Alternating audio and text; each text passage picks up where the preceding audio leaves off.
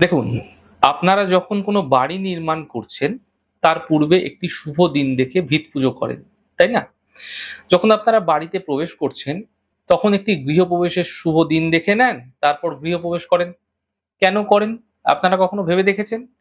দেখুন, মা শারদার না একটা বাণী আছে, "যা হয় না ক্ষণের গুণে, তা হয় রে তিথির গুণে।"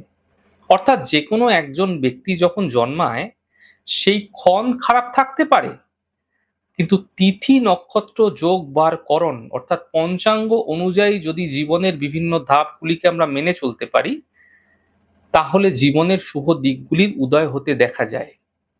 এই কারণেই আপনারা অমাবস্যার দিন কালী পুজো করেন, পূর্ণিমাতে লক্ষ্মী পুজো করেন, বিভিন্ন তিথি মেনে, বিভিন্ন নক্ষত্র মেনে বিভিন্ন কাজ সারা বছর জুড়ে করতে থাকেন। যে কোনো দিন যে কোনো কিছু করা যায় না, সেরকমই আমাদের জীবনে আমরা যে কোনো কাজই করি না কেন, শাস্ত্র অনুযায়ী সেই কর্মের শুভ সময়, শুভ নির্ঘণ্ট দেওয়া থাকে। এমন ক্ষেত্রে একটি ভুল আপনারা বেশিরভাগ মানুষই করে থাকেন, তা হলো রত্ন।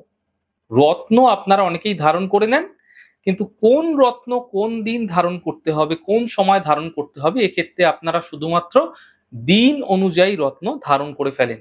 আজকে সোমবার আছে তো মুক্তো ধারণ করে ফেললেন, আজকে মঙ্গলবার আছে তো পলা ধারণ করে ফেললেন, এমনটি করা উচিত না। দেখুন, তিথি অনুযায়ী আপনারা রত্ন ধারণ অনেক সময় করে নেন, যে আজকে শুভ তিথি একাদশী আছে ধারণ করে নেন, এমনকি একদম সম্পূর্ণ ভুল।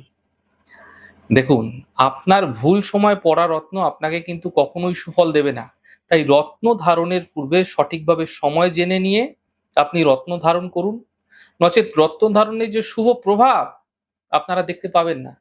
তাই যখনই আপনারা রত্ন ধারণ করছেন, শুভ তিথি, শুভ নক্ষত্র, শুভ যোগ, শুভ বার, শুভ করণ, এই সবগুলি দেখে শুভ সময় রত্ন ধারণ করুন, ফায়দা মিলবে।